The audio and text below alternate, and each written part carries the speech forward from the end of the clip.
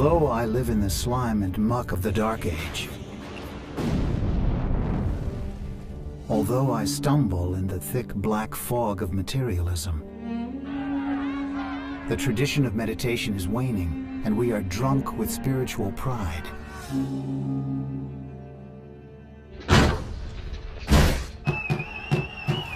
This is regarded as a very dark age and a time in which the world's wisdom has in some sense faded. This is the time of hell on earth. Sadness is always with us, and unceasing depression fills our minds. The Chinese had invaded, and there was a time before that when Tibet was really, you might say, a spiritual paradise. But now it was like a hell. The teachings were going to be lost if they couldn't be transferred to the West. And so his whole role in life was to make that transfer.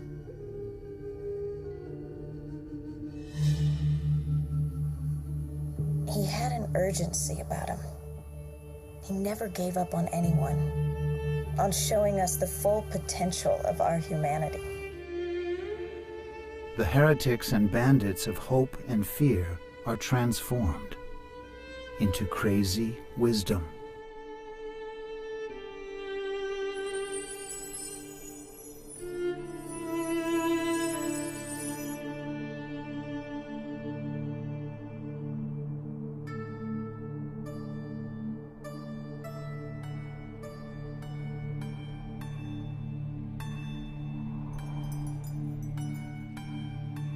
Crazy wisdom person, which is a direct translation from the Tibetan, what's known as the Yeshe Cholwa. Yeshe meaning wisdom, Cholwa is gone wild. So in this case, it's a craziness gone wisdom. We had this conversation way back in '72, I think, in San Francisco. We were comparing our itineraries, and I said, don't you get tired of constantly going around? I'm getting a little tired of running around. He said, oh, that's because you don't like your poetry. I said, what do you know about my poetry? And he said, well, why don't you do like the great poets of old, like Milarepa? Why don't you just get up on stage and compose on the tongue? Why do you need a piece of paper? Don't you trust your own mind? The red flag flies above the Potawa. The people of Tibet are drowned in an ocean of blood. A vampire army fills the mountains and plains. But self-existing dignity never wanes.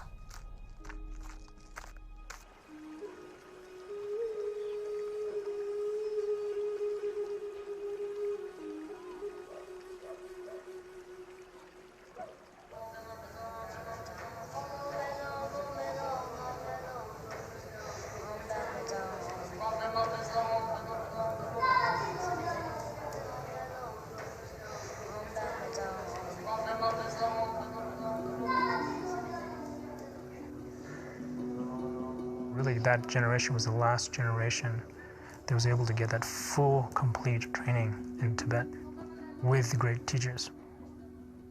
My father's meditation and everything became expedited, and it became much stronger. Chogyam Trungpa was assigned a teacher who was an extremely highly realized human being, Khenpo Gangshar Wangpo, which means the Lord of all that arises. The monks were often sitting with their malas, sort of telling the beads and reciting the mantra, Om Mani Padme Hum, Mani Padme Hum, Mani Padme Hum. And Khenpo Gangshar would come up and snatch the mala out of the hands of a monk and break it apart and say, Om Mani Padme Hum, aggression, Om Mani Padme Hum, attachment, Om Mani Padme Hum, ignorance. So he was like cutting through the fact that they were just doing something by rote, which had no real meaning. They say you must go to see him. I don't dare it. I always run away. I can't bear it to go to see. He says to do something, I'm terrified.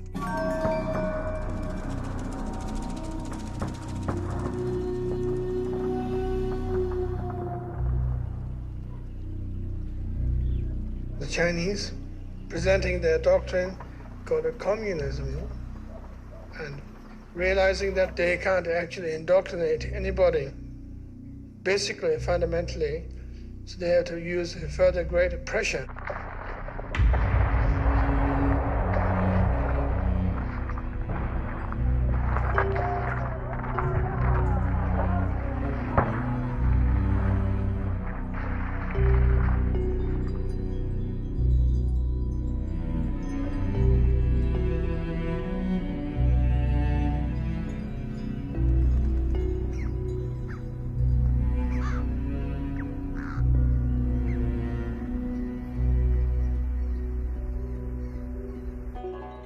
Khenpo Gangshar was telling people everything that we've been doing here in terms of Buddhism is over.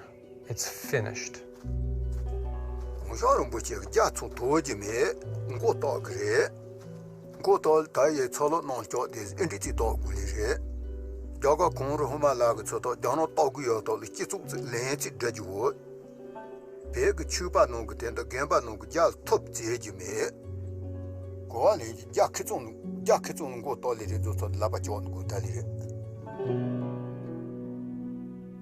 I was forced to leave my country. We are about 300 in a group. It took 4 months of horseback and 6 months of walk to be able to get in India. Even though Chujam Trungpa was so young, he knows exactly what we have to do to get away. And somehow I don't know how he managed. He doesn't have a compass. He has very nice binoculars, so we can see a long distance. So we have to hide during the daytime and have to walk in the night through the mountain and through the ice. And then start walking in the river. When we reach other side, we know now Chinese are everywhere shooting guns. Hardship is not enough food, and the people are dying with starving. Then we actually end up cooking our shoe leathers, chopping it down and cooking it. And not remembering chewing it. It was so horrible.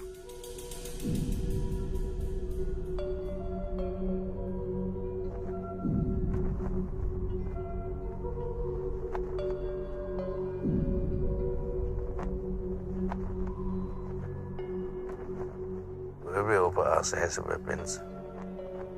So in our group, nobody killed anything.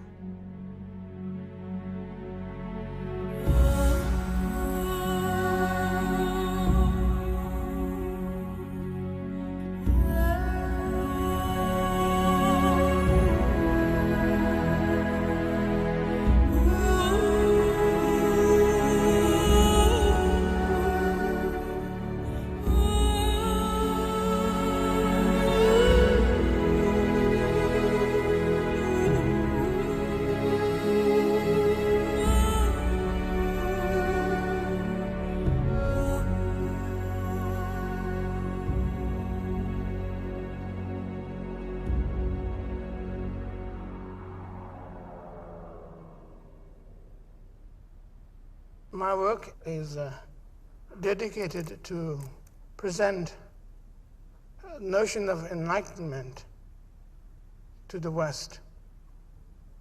The world is not going to be saved purely by religion alone, but the world can be saved also secular enlightenment.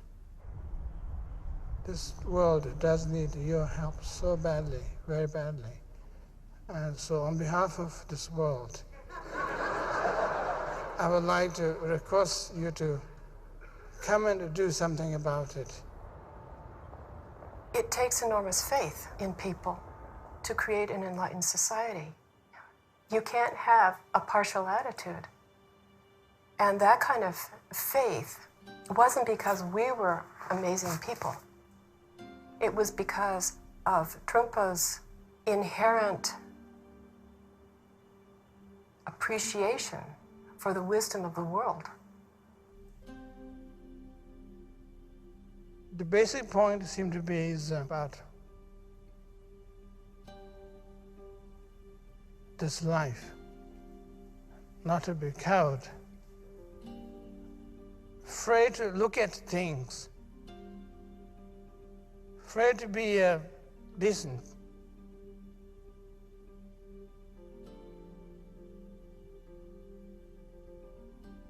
Afraid to smile.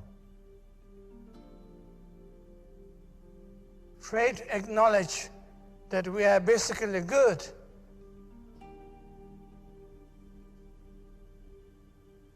Oh, as Americans call it, chickening out.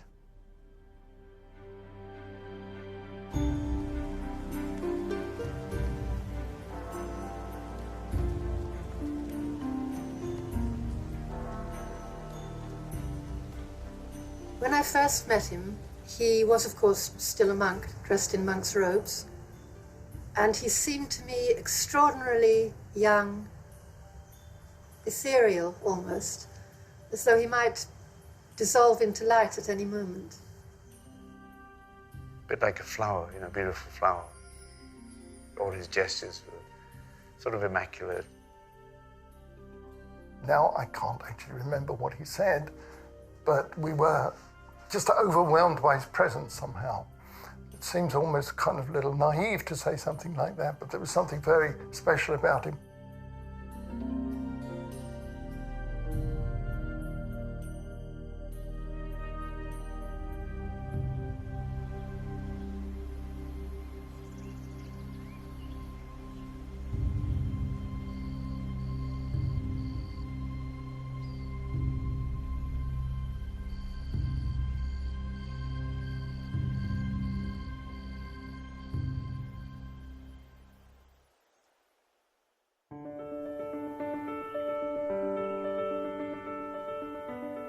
He was going through a period of really examining how he was going to teach.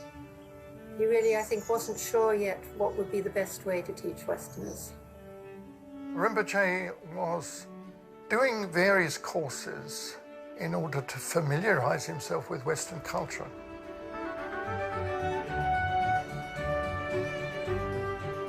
He was trying to gather the experience directly for himself of the suffering of the human condition in the West. You got the feeling that he wanted to sort of reach into our little bowl of suffering and say, this is what's happening, and to be able to have the words that we could understand, that were accessible to us, that would allow us to say yes.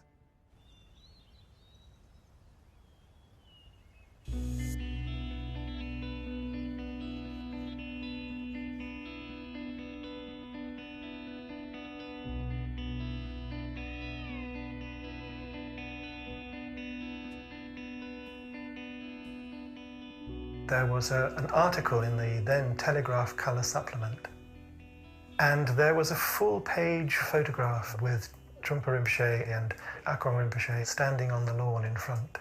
And I'd seen it and I thought I had to be with him. So I gave up my job and my house and travelled up to Eskdalemuir. I was studying at Cambridge University, and I decided I'd prefer to go and live with him. I arrived at Lockerbie Station late at night. There was no public transport to Eskdalemuir. And so I walked to Samyaling, and it's about 17 miles, and I think it must have taken me about 6 hours. His injunction to me always was that the major change must always be internal. in that without meditation, there's no progress. The teaching sometimes would be really kind of in the minute, in conversation, in his room, sometimes late at night. That was where I learned most. This got some of us into a lot of trouble because we would then have to sleep late in the morning and not make morning meditation. Rinpoche would leave Samyeling in his monk's robe and change into regular clothes and wander around London a lot.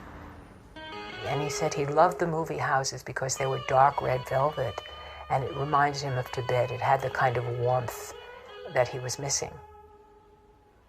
I'd been working in an office as a translator, and he invited me to be his private secretary. He said that he was planning to make a trip to Bhutan and India, and then he asked me if I would like to go with him. Well, of course I said yes. My trip to Bhutan was invitation of the Queen of Bhutan, and I took my retreat in Taktsang, where Padmasambhava actually meditated. Rinpoche said that this was supposedly where Guru Padmasambhava had thrown down his crystal rosary and then it had turned into a waterfall.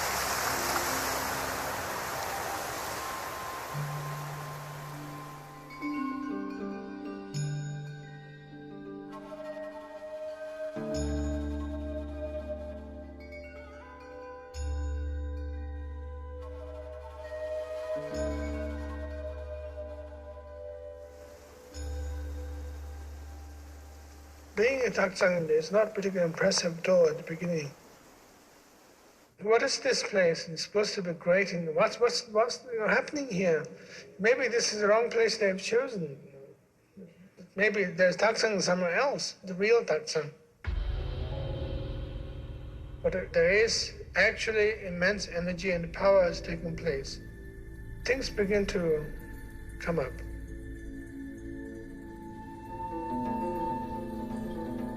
Although I live in the slime and muck of the Dark Age, although I stumble in the thick black fog of materialism, the sadhana just came through without any problems. And it took me about 5 hours to write the whole thing.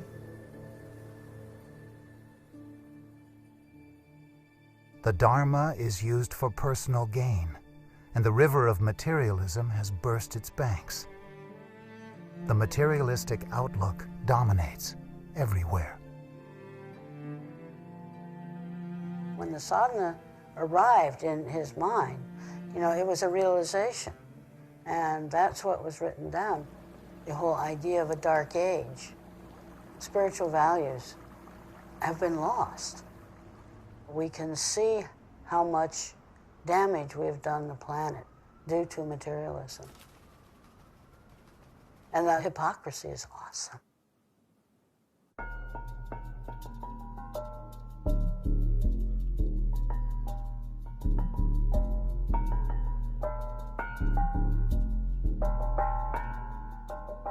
Trungpa Rinpoche had come to the West in order to transmit the authentic teachings of Buddhism in the West to Westerners. Akron wanted the centre in Scotland, Samyeling, to be a place where Tibetan refugees could come and find a home. And so they had a very different outlook. That's why there's this huge conflict developed between them. People would get very upset because he wasn't teaching. People wanted a teacher to satisfy their own spiritual greed, so they could say, I'm a disciple of Trungpa Rinpoche, and he's doing this to lead me on the path of liberation or something. And then they'd find, actually, he's not doing anything, he's just drunk, or trying to seduce my girlfriend, or, or behaving in a totally outrageous way.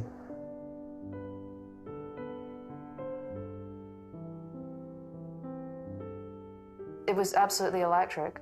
That first time I set eyes on him, I had never had any experience like that in my life before. I was at school in Cambridge, and I had to find a way to get up and see him. I spent I believe at least 24 hours in bed with him. I think it was the first time in my life that I had felt that I could have 100% communication with somebody. He said to me at one point, maybe someday we could get married. And I said, oh, definitely, yes. I'd love to do that. I had to do the shopping, so it meant driving into nearby towns, which is partly when I was taught Trumper and Akon to drive. You know, they were hopeless at both of them. They'd never known roads and traffic. They didn't grow up with them, you know. I always thought you shouldn't let a Tibetan behind a steering wheel. I had heard he hadn't been the best driver in the world. He was driving with a girl in the car, and I don't know if alcohol was involved or not, but the car went out of control and went through a joke shop window.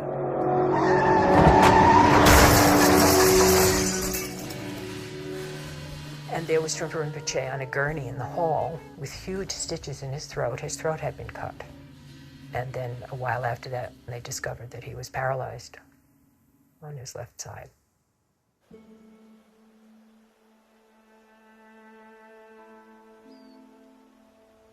He was in such pain, and it took quite a long time before he was able to regain some movement on the left side of his body. He couldn't cook for himself, or even things like making beds. You know, not that I ever remember him wanting to make a bed, but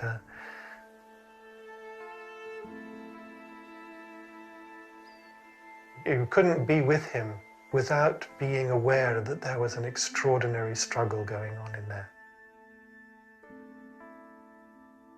I think that that particular period in Scotland was really the bleakest period in his life. Before the accident, Trungpa Rinpoche had spoken about the dilemma that he felt. The term he used was the golden Buddha on the pedestal. Our main point is to be able to teach fully with the Western world. And also there's a general sense of fascination in the people's part. And when you talk to them with the robes on, they don't look at you, or they don't listen to you, but they look at your robe. People just couldn't accept it. I think people found it too threatening. The English people, with their sense of propriety and so forth, may have wanted to have their sort of little pet guru. And at the same time, the Tibetans wanted him to wear his robes and hide behind the Tibetaness as a sort of sense of subtle superiority. So he was completely out there and genuine with who he was, and he was rejected for that. He said to me that he felt that he was a critical point in his life. He said that I'm on the verge of becoming enlightened, and when people get to this point, they either go crazy or they attain realization, which of course made me feel a little bit anxious having just married him.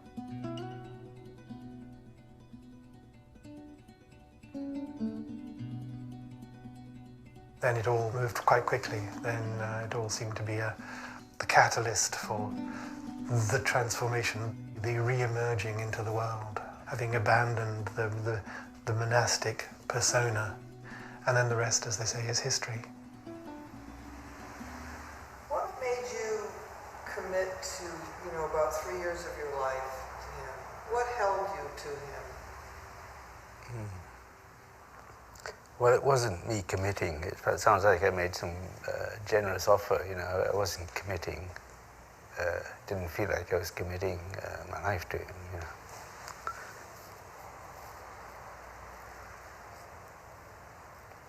I'd actually love being with him. And it's 40 years ago now.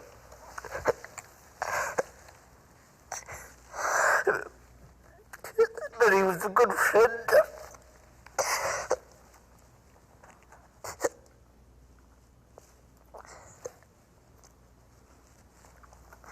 He's gone, but he was a good friend. So there's no commitment there.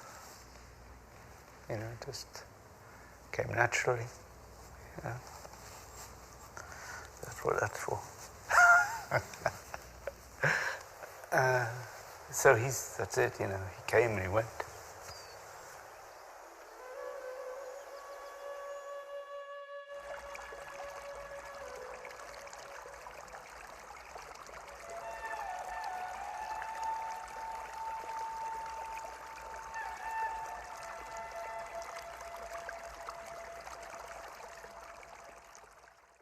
He met one of the other great Tulkus, pretty much similar age to him, they had known each other in Tibet, Trungpa Rinpoche. Trungpa Rinpoche came to him in India and said, "So what you going to do now?" And he took out his mirror, little metal mirror he had around his neck. His mirror was a way of, he could prophesy, see the future in the mirror. And he started looking into this metal mirror and describing Shambhala.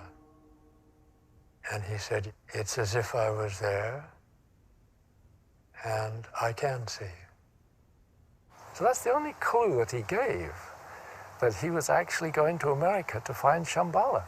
All we are saying is this is a chance. All we are saying is this is a chance.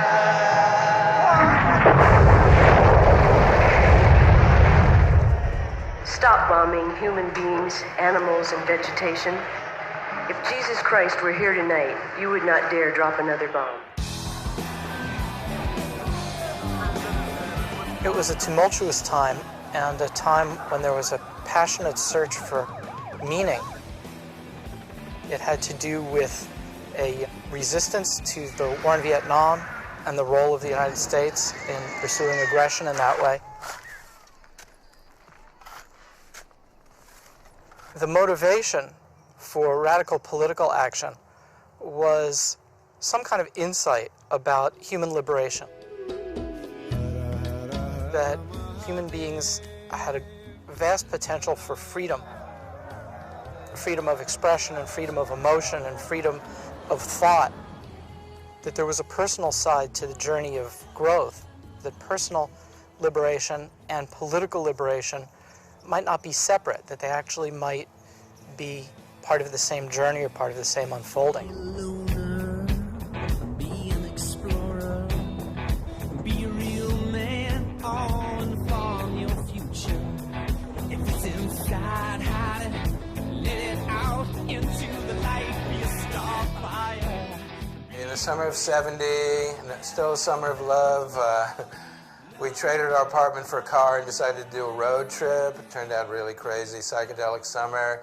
So, you know, we pulled up in front of this filthy, dirty farmhouse, you know, with wrecked cars and washing machines in the front porch and hippies wandering around, just shabby, run-down house. We knocked on the door, and this woman was there, Fran.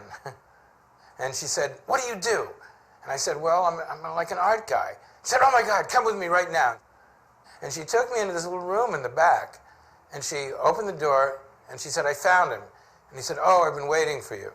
Sit down." He thought he had asked her to go and find somebody that could draw. There was a weekend program happening called Work, Sex, and Money. And I thought, I'm interested in those things, not necessarily in that order. I really didn't think of him as a Buddhist. I mean, I wasn't really looking for Buddhism or any particular religious path. I just thought he was someone who spoke the truth. In fact, I think I thought he made it up. He just happened to be someone who was so insightful that he could just point out the nature of reality. And when we talk about a tantric tradition, we are not talking about a purely playing with sex or aggression or colors, phenomena world. We are not talking about those areas yet. We have to be very, very concerned with the fundamentals of the whole thing, and rather than the whole thing is going to be okay and groovy, and don't worry. If you worry, that's your problem, but if you don't worry, everything's going to be okay. Let's dance together, let's play the music together, let's drink honey and milk.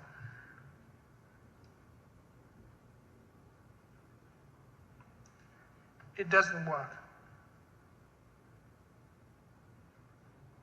He had started drawing this letter called Ah, which means it's the seed syllable for sort of the birth of everything that's created. It's the most primary seed syllable. It can be summarized as a dot in space.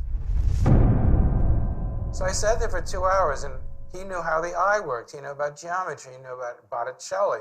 And the more it went on, I was like, this is the greatest experience. Finally, an art teacher. I thought he was just an art guy, and hippie, Tibetan hippie. He immersed himself completely in American culture when he moved over here. It wasn't just that it was contrived, that he was going to dress like a hippie and act like a hippie so he could communicate with the hippies. It was that he was absolutely fascinated by anything that people did. He just wanted to basically eat it up. At one point I was concerned about whether you needed to be celibate on the spiritual path, because I had been reading all the Hindu yoga books that talked about how important celibacy was in meditation.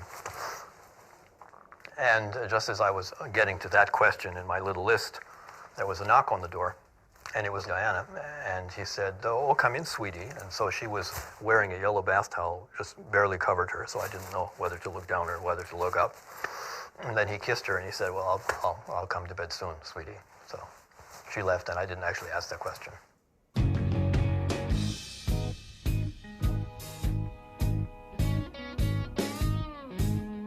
He taught by being a human being. He never said, "Follow me, imitate me." He said, "I am completely who I am, and I want to help you understand how to be completely who you are."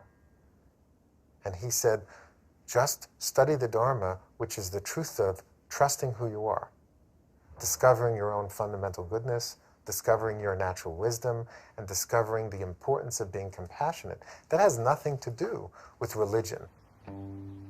The shrine room was the attic of an old farmhouse, and holding up the roof, seemingly, were these posts. Well, the posts became the favorite spot for people to lean up against during sitting meditation practice, so that they could doze or just hold themselves up and sort of, be lazy about it. So one day, we go into the shrine room, and they're gone. And it was him. He had been there 2 weeks earlier and said, "Take them out," unknowns to us. So how he often would work is that there would just be, most of the time, just a quarter turn of the screw. It wasn't a big thing. It was just suddenly like, where you used to hang out so that you could slump was no longer slumpable. So now you had to actually sit up.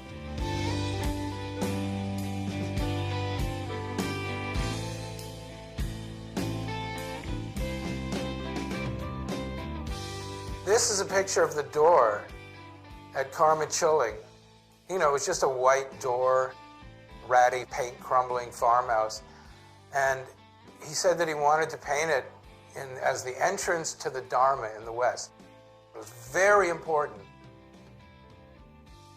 And he explained to me the geometry, the sacred geometry, and how it intersects with how your eye is wired. The rods and cones in your eye are actually wired into geometric patterns, and how the geometry of the door would go directly into your eye and set off certain kind of signals in your brain. We could not find a turquoise. We left all this stuff on the front porch, and there was a little girl, about 5 years old, that was playing. And when we were down at the tent listening to the teaching, she had poured all the paint into a bucket. And we came back, and she'd mixed it up, and it was the perfect turquoise. And it was getting dark by then, so Trungpa said, "Oh my God, it's perfect." So we took all the cars and circled around with the headlights and put the headlights on the porch while he sat there and supervised me filling in the turquoise.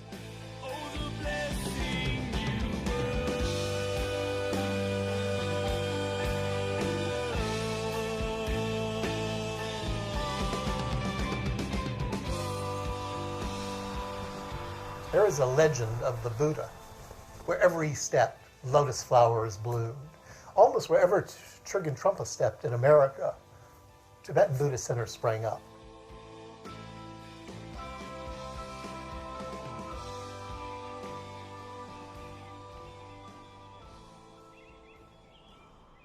Very early on, maybe in the first year, He invited the entire community that could fit in his living room up to visit him, and he invited everybody to bring their bags of marijuana, their dope. And half the people thought, oh my God, this guru is so cool. He wants to smoke with us. So everybody came and was in a very jolly mood, and he asked everybody to put all their paraphernalia on a big tray in the center. And there was a beautiful fire going in the fireplace. It was all very homey and wonderful.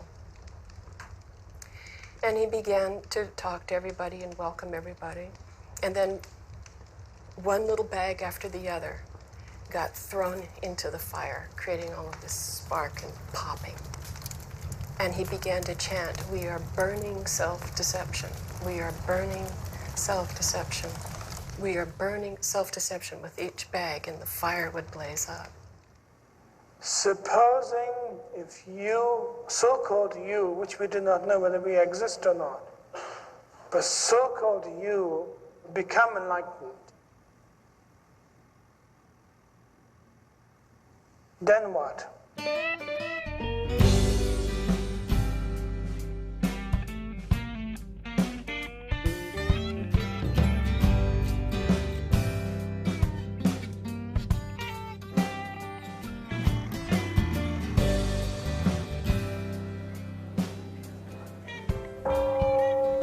Of course, automatic answer is then, of course, I become a Buddha, enlightened one. You are about to become egomaniac. You are becoming egomaniac. Not only you are about to, that you are thinking that you could become the Buddha himself.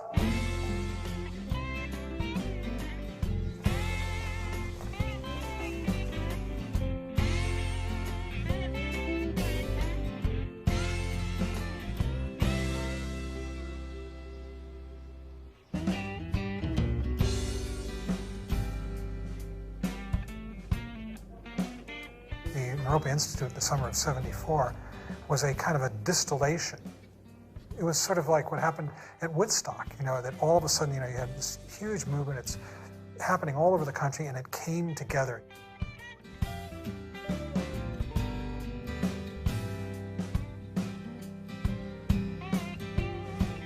We didn't have a building. We didn't have desks. We didn't have telephones. We didn't have stationery. We had this idea, vision.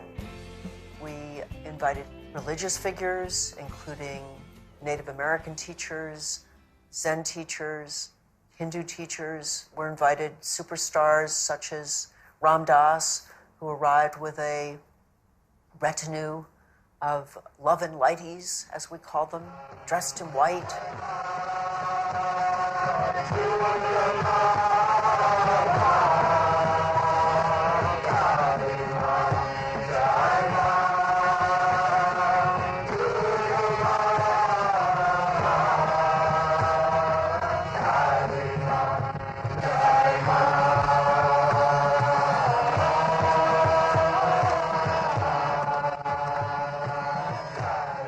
There were people there who weren't on religious trips, like Gregory Bateson. We come to Naropa to try to find out what it's all about. He invited all these poets. There was Allen Ginsberg, and Allen was a one-man poetry school. Alan. Do you relate to American jazz, blues, rock and roll as having possibilities? Maybe jazz has more possibilities, blues have more possibilities, but rock and roll has lesser possibilities. And why do you feel that? Well, it is a question of actually indulging individuals' sense perceptions. It is too Coca-Cola oriented.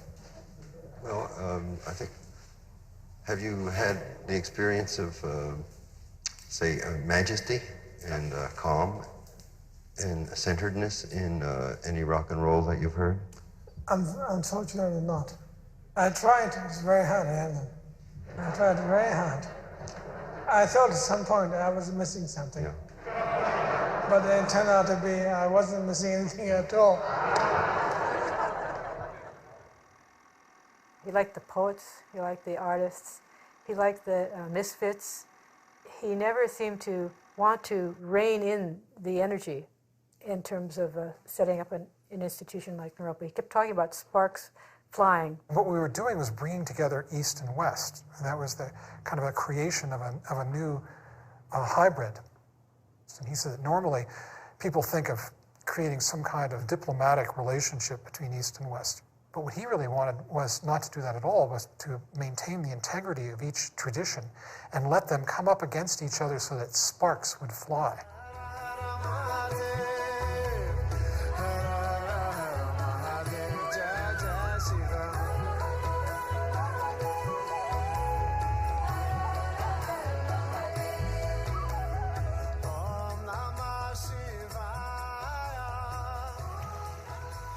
Water is so lovely, so lovely.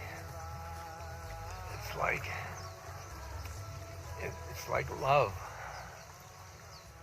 When I arrived at Naropa, schedule was set, and I was put on Monday, Wednesday, and Friday or something like that.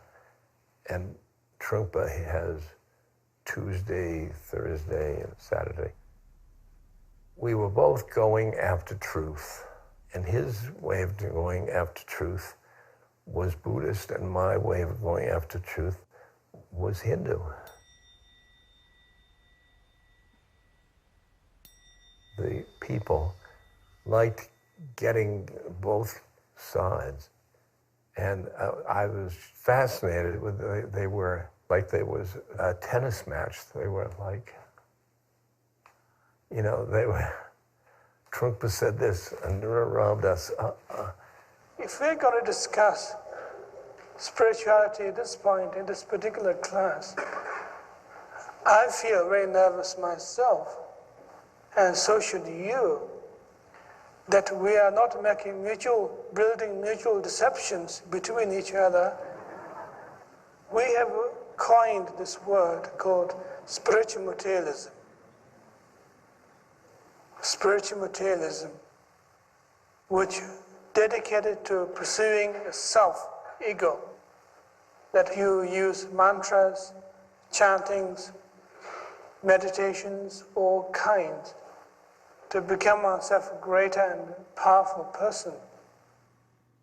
He did not give a talk in the first 5 or 6 or 8 years without reminding people how foolish their grappling after spirituality to save themselves was. He was cruel from the point of view of relentlessly dismantling whatever you could use to cling on to some constructed version of ego.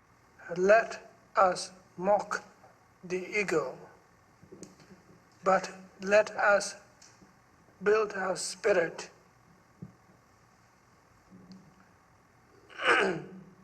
Spirit in this case as a sense of inquisitiveness. There's something might have happened. There's a possibility of something's taking place. But ego's approach is that going to be good for me? Should I do it? Shouldn't I do it? If I get it, how much it is money's worth, so to speak. Trungpa was the head, and I was the heart.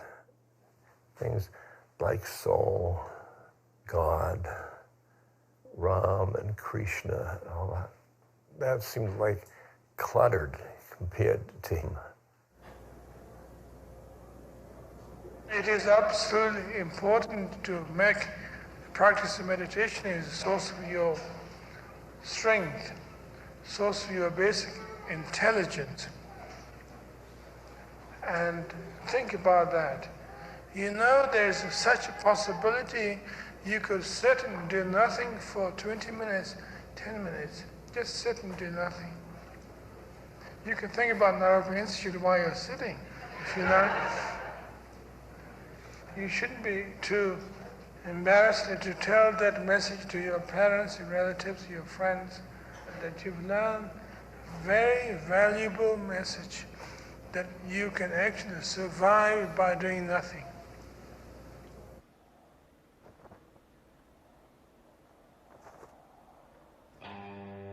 Rinpoche had a great command of English. He said, English is a blessed language. He could speak redneck, he could speak American Chamber of Commerce, he could speak Oxonian English. But it wasn't just a mimicry. His mind sort of entered into the American mindset and realized you had to do it through language. You use the word inaccessible in referring to Vajrayana teachings, and what was the implication there? Well, it's very rare. And therefore you probably don't get it. Like if you order steak tartare, very few people order such a dish, and usually somebody order hamburger, hot dog. And steak tartare is very rare.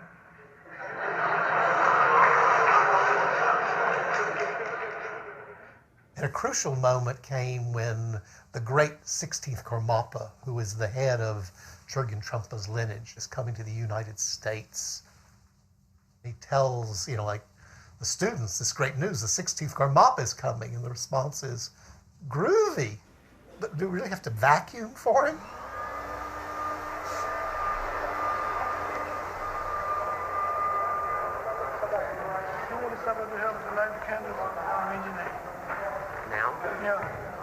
He worked tirelessly, hours and hours, round the clock, getting ready for this visit. Having people go into, get decent clothes, cutting your hair, getting suits and ties, which most people went to the Salvation Army to get because nobody had any money particularly. That infuriated people. Sexuality didn't shock people in those days. Drinking didn't shock people. But wear a suit? Are you kidding? So many students left at that point in protest. All of the forms or rituals or disciplines are ways of shifting the mind. First of all, to create some kind of wakefulness so that you can even appreciate what's going on, and then to connect us into the particular activity that's taking place. You need a kind of majesty inside to meet the majesty outside of yourself.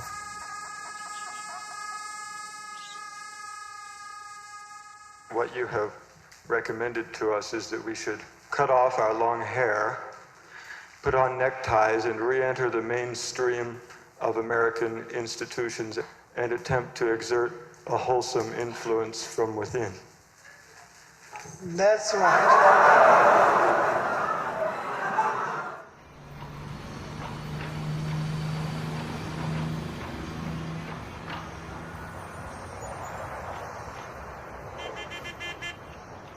We always have a problem with taming ourselves. That is why we have to resort to religion, basically. Taming here meaning simply being decent. No ups and downs. Some sense of equilibrium. Natural state of existence.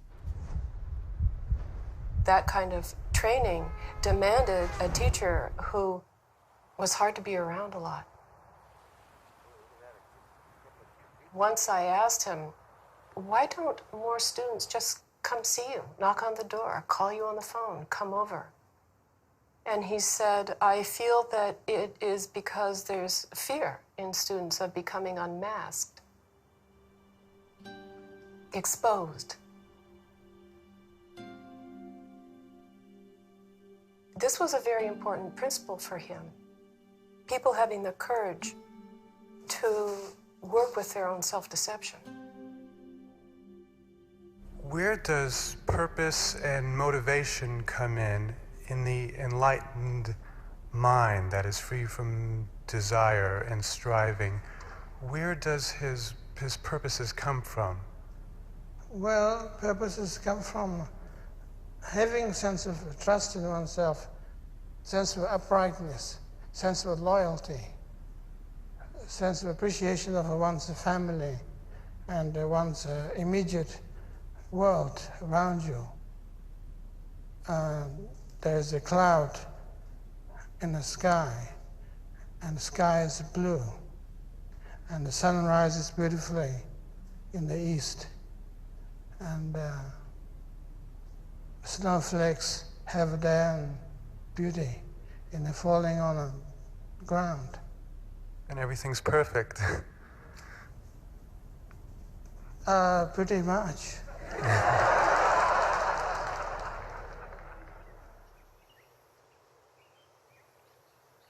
He was always teaching us from the crazy wisdom style. And the teaching was, there is no certainty. And you could have a sense of humor about that.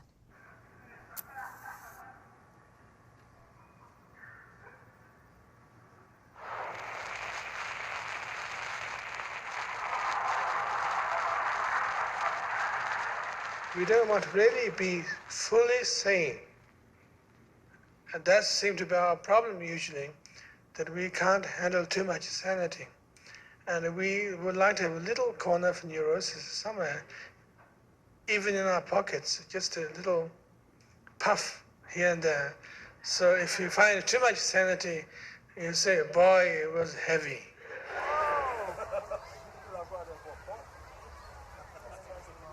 롱하우트니 고마 롱도도 되리니니 성성 총을 내면 이거는 손제리 살에 손담줄이 살에 대 돈이 겐들이 살에 해서 파파 금마다 대라마 강제는 라고 말아 공 또여기 줘봐 홀로 좀 요거는 단 자마를 추진 홀로 거는 이렇게다 깔마바 조금 앞쪽 그런 다 돈을 못 치는 만다서는 사자잖아.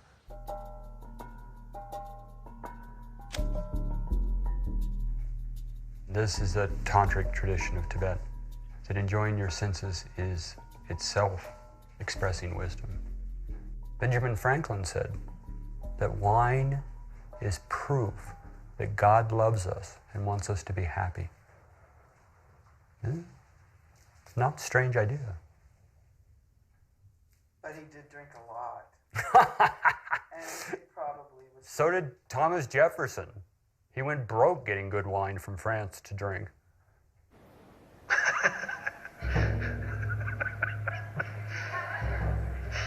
It was safe to say that his level of awareness in the environment was unaffected by the alcohol. Early on, he was giving a talk with this sort of Western New Age guru, and Rinpoche's presence in this on the stage was that he was just completely drunk, and he actually don't think ever actually gave a talk. He was just falling out of his chair, and so at the end of the talk, they sort of carried him under his arms and got him into the elevator. And he got in the elevator, he stood up straight, and he said, "How was that?" He wasn't drunk. He hadn't lost it at all. But that was how he chose to relate to this charlatan. Many people tried to get Rinpoche to stop drinking, and they would take petitions to him and letters to him and have everybody sign it. I remember being there one time when one of his attendants served the watered down sake, and he would just lift his eyebrow and saying, "This is watered down." There's just basic craziness, which is fearlessness, another word. Not giving up anything. Seems to be the basic point. Willing to work with what is there on the basis of primordial wakeful quality. So that seems to be the definition of crazy wisdom. Pumba, wild and woolly, the sexuality issue, the alcohol issue. I did basically defend it, actually, because I like Tibetan Buddhism, and I know there is such a thing as crazy wisdom. But I had to acknowledge certain flaws, I believe. For example, he passed away, I believe, at 47. Well, anyway, he could still be doing fantastically useful work if he had not gotten addicted to alcohol. Definitely. Whatever the exact diagnosis was, he definitely drank too much. People say to me, how could you follow a teacher like that? Or how could an enlightened person do that? I do not know. I can't buy a party line where I say it was sacred activity or something like this. Come up with ground to make it okay. I also can't come up with ground or a fixed idea to make it not okay. You know, I'm really left in that I don't know. I don't know. But I can't answer the relative questions because he defied being able to answer them.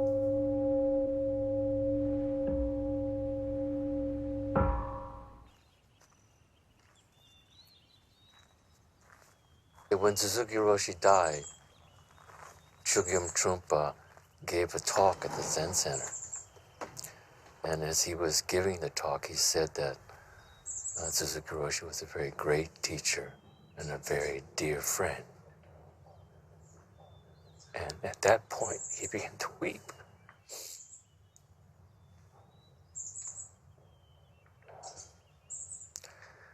So he could probably just sense and see that we were trying to hold ourselves back, and it gave us permission for all of us to weep. So that in itself was a wonderful teaching.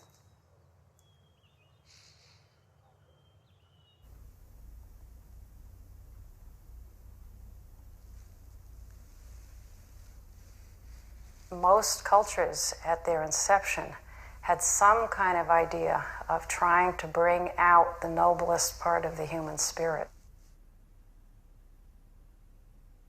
Rinpoche searched for models that would work in the West. He didn't just want to impose Eastern models onto his Western students. In America, the President of the United States lives and works in his house. And in Europe, the place where the monarch lived was also the seat of government. So that's one thing. I think he realized that that was a powerful model that had already existed.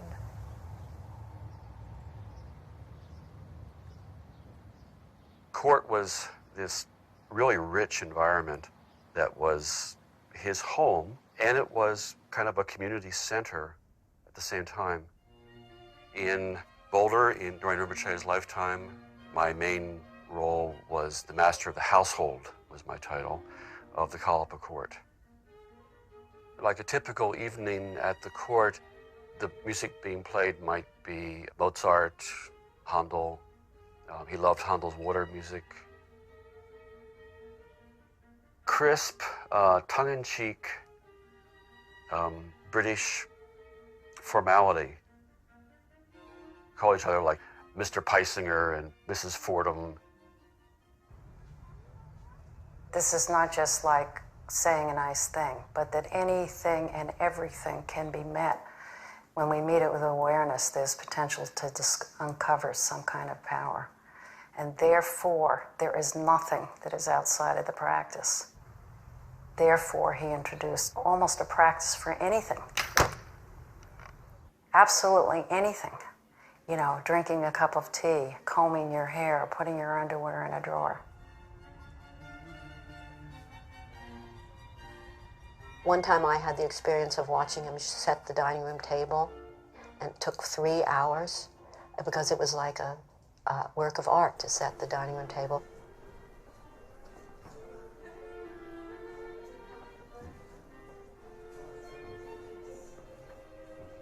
He really found the way Americans spoke English to be sloppy. And he thought it reflected that if you didn't work with how you spoke, that there was a way in which body and mind were not joined. So speech is one of the things that can really join those, so that you have everything sort of lined up. You have synchronized your body, speech, and mind. So he took that to the next level, and he started not only teaching people how to speak the English language, but he decided to teach them the Queen's English. How to speak the English language and how not to speak Americanism. All right, I'll give you an example of an elocution exercise. Spider is black. Sky is blue. How tantalizing this world. Kathy's hair is black. Her complexion is white. Her attention is like a bowstring. More than monumental, more than tattered, more than dying, the Liberty Bell is more than antique. Ultimately, he was trying to demonstrate how sound had a sacred element. So in spite of the appearance of torturing people by making them repeat these words over and over again, I think it was much more about appreciation. So actually, it became a visualization practice. We would come on duty, put on our uniforms, and walk into a visualization. We were imagining ourselves as enlightened servants of the enlightened master, and on some level, it was all true. On some level, it was reality. On some level, it was all play.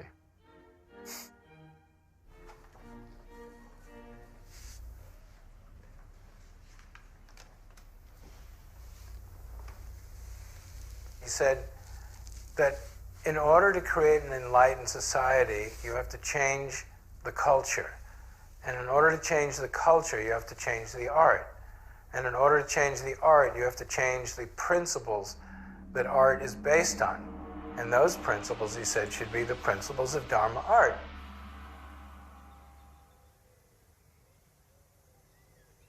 The basic notion of art at all means how to relate oneself and how to relate with one's phenomena world gracefully. Dharma art, rather than looking at a painting of a river, is more like being in the water, in the river. When there's enough sensory space, then we can afford to relax more, and we begin to find what's known as the sacred world, that any artistic endeavor is regarded as sacred. When that happened, there is no struggle.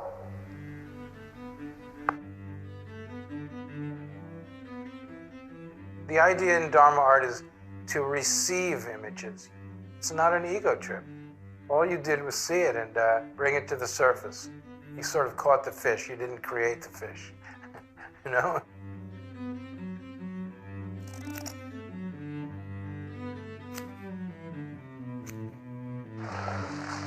Things are sacred, not in a sense of religious means, but sacred in the sense that there is a natural dignity in the way we view our world.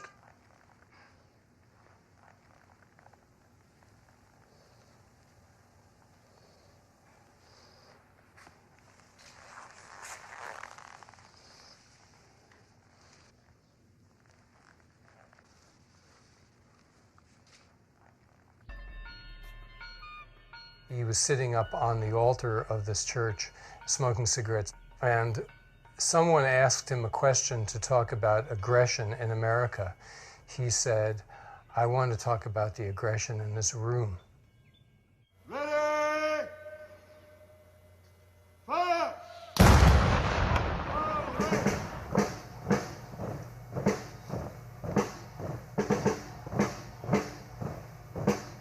This was the Dorje Casa. It was given that name because it literally means protecting the sacred space. Chogyam Trungpa believed that every aspect of society had to be explored, every single aspect. And so he created theater groups, and he created commerce groups, he created educational institutions, and he also created a Buddhist version of military. Everyone had a hard time with it, but he would say over and over again Until we reach into the heart of aggression of society and we transmute that very same energy to be the forces of peace, we couldn't really change the way things worked. I was involved in organizations and marches protesting the United States presence in Vietnam. What I came to feel was that those of us who were doing that had in the end no greater insight about the fundamental problem of aggression than the government and the army that we were protesting against. The Shambhala principle is what is known as the path of the warrior. Here again, it doesn't mean to say the creator of a war as a warrior, but warrior in the sense of braveness, being brave.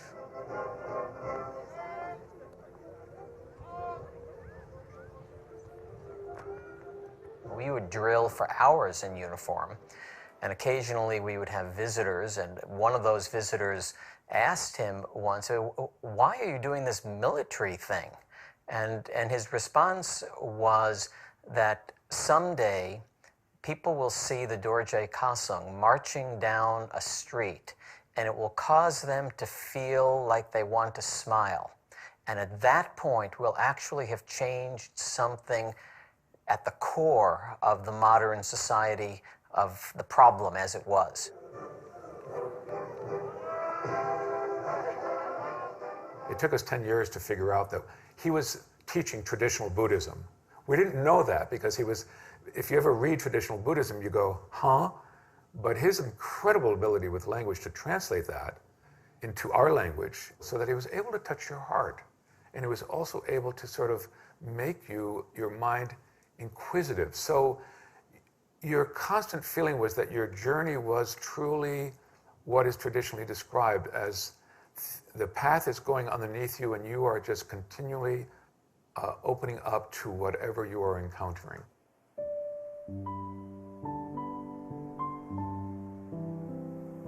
First time I met Trungpa Rinpoche, John said, "Rinpoche, I'd like to introduce you to my wife Agnes."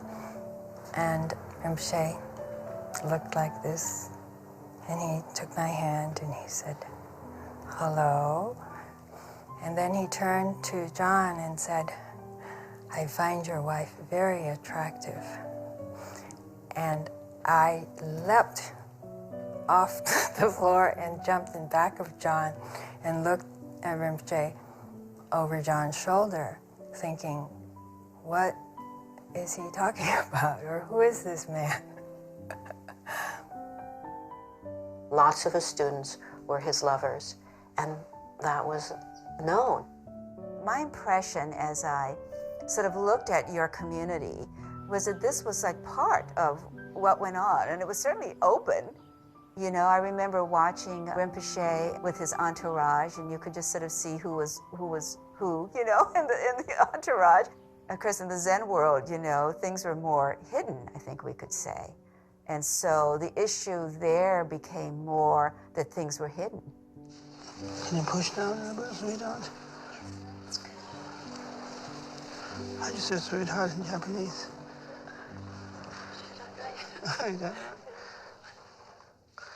He didn't hide anything. He didn't hide his drinking. He didn't hide his sexuality. There's so many Western teachers, as well as Asian teachers in the West, who have been brought down by what's called sexual misconduct. But if you really look closely, that's not what caused them to come down. It was that the students felt deceived and lied to. The first time he slept with somebody, after I married him, he was still at San Mei-ling, and I was completely freaked out. I sat on the floor of the bathroom and just cried all night. And the next day, I went in and I talked to him and told him I was completely distraught. I couldn't believe that, you know, he just married me and now maybe I had to divorce him because he was sleeping around. And he said to me, "It's not that I don't love you. Our relationship is much, much stronger and more powerful than sexual fidelity, so to speak. That I'm never going to be able to be a conventional husband, but you can always completely 100% rely on our relationship and our love for each other, but it's just not going to be conventional."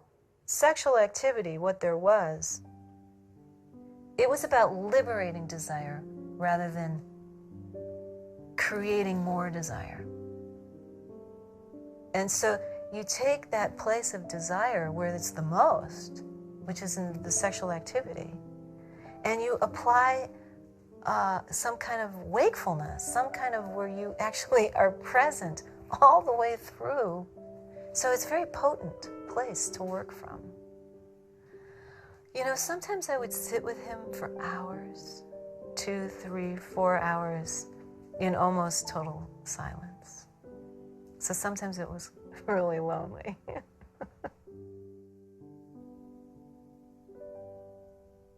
You know, my husband, Jonathan, has always said, and we were married, so those weren't easy times for him. And he's always said, and not always in an enlightened way, I'm second to the teacher. I'm second to the guru. And it's true. I was jealous.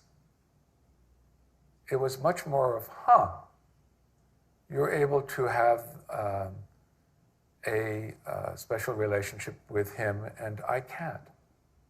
Actually, calling it a relationship is even tricky, because there wasn't that kind of solidity to it, really.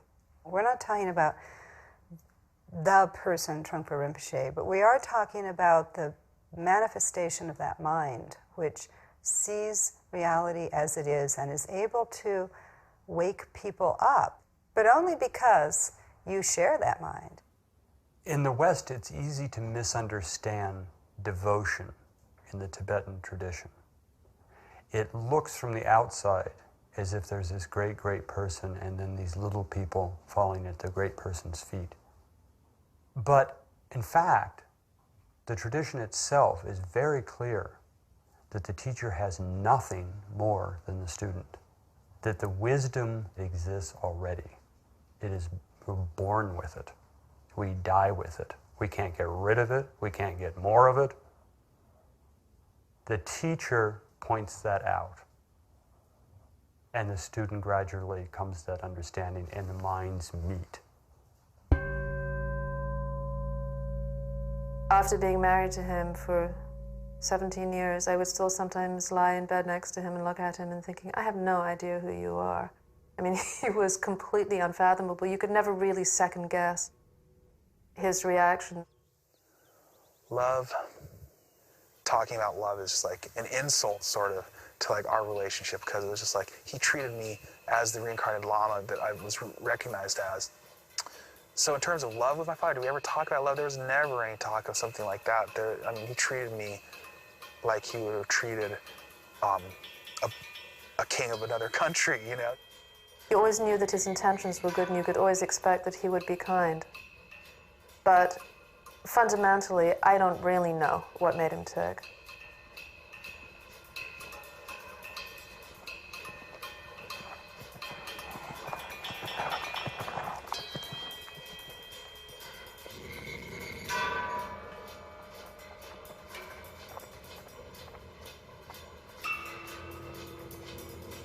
When I ride a horse, I hold my seat. When I play with snakes, I snap them on my wrist. When I play with dangerous maidens, I let them talk first.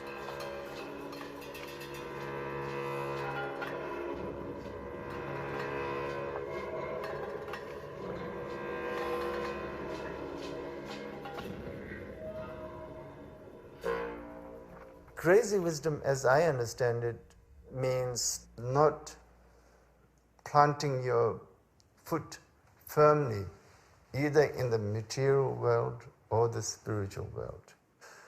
When we have the spiritual world view, then we are bounded by the so-called the spiritual view.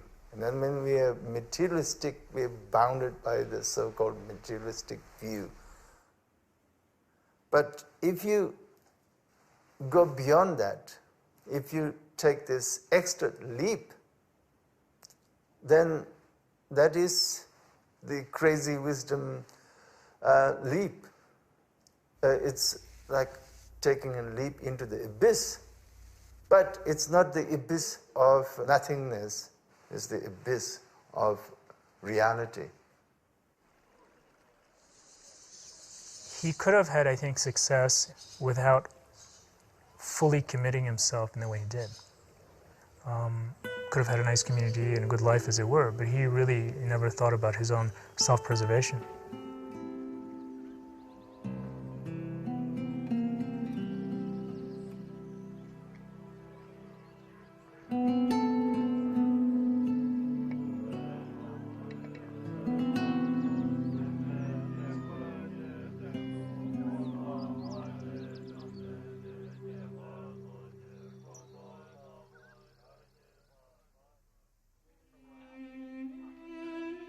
How much that we have actually trying to connect with our own heart, and how much of that particular attempt to connect with our own heart has been repelled because you might discover something terrible in you. He taught me so much. He taught me everything that I know about art. And he showed it to me by being genuinely, fully who he was. He was human, completely human. And he didn't hide it. He didn't hide his tears. He didn't hide his wounds. When we want to really connect with our heart, what are you? Who are you? Where's your heart? If you just put your hand through your rib cage and feel your heart, there's tenderness. It feels sore and soft, and it hurts. And you want to spill your heart to relate with others. That types of tenderness does bring a notion of fearlessness. Fearlessness that you have possibilities so that the world around you can tickle your heart, your raw heart. It was his way of saying, it's a form of strength. So when you feel that tenderness in you, then you become stronger. He lived his life. He was like the greatest bodhisattva. Bodhisattva vows to give up anything that has to do with himself and help other people. And that's all he was ever doing. Now, see, you're going to make me cry. That's all he was doing.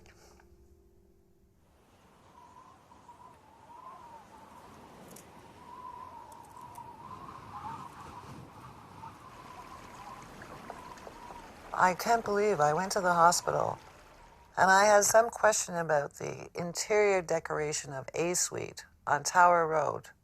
And Rinpoche was dying, and I went to his bedside, and it was like, well, I know he can't hear me, but I could kind of verbalize my thought, and maybe I will receive some kind of answer about what should happen in this case.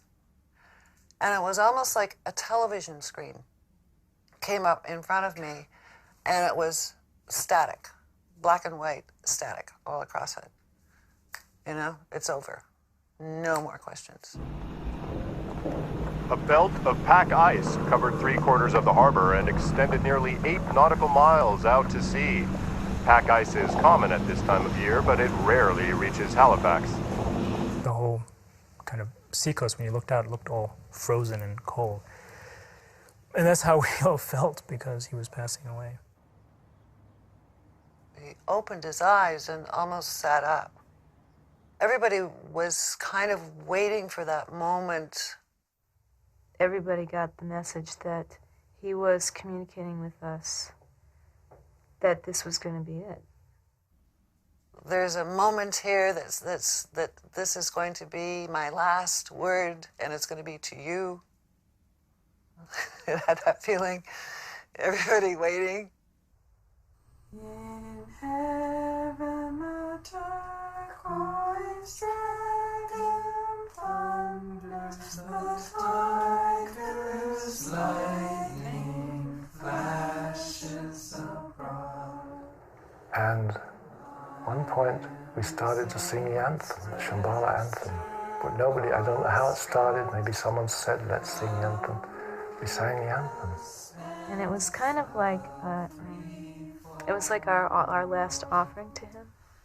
Fearless the warriors of Shambhala majestic. He opened his eyes and he looked around the room. And as the anthem finished, he took a few more breaths. And with each out breath, we'd be waiting because we didn't know whether there'd be another one.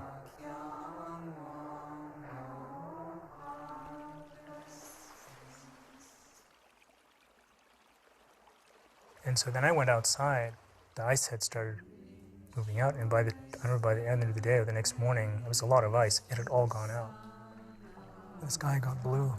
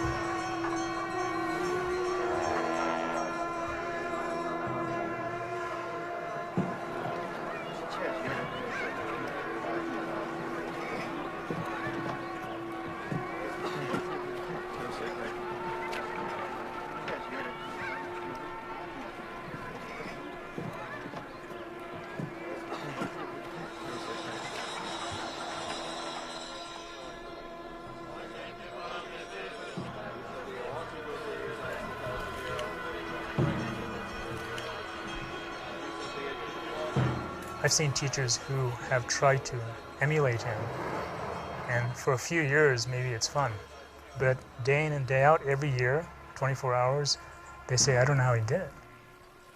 So you can really say, well, it's either, you know, he was crazy, or he was crazy wisdom, and there was something very amazing about that.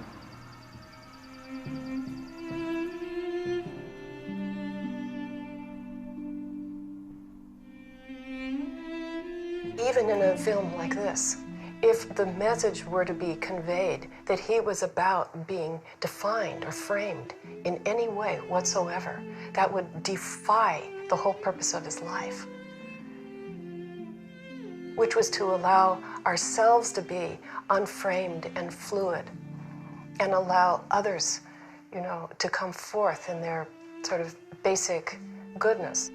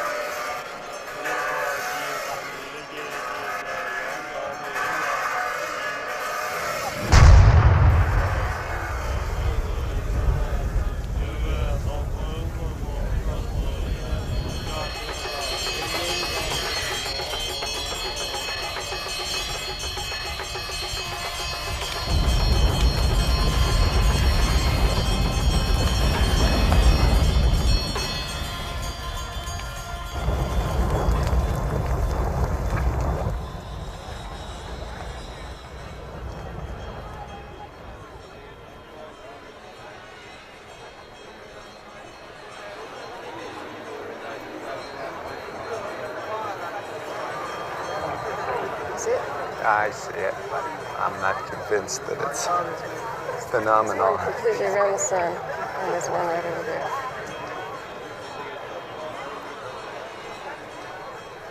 Rainbows. Something in the clouds. Something in the sky.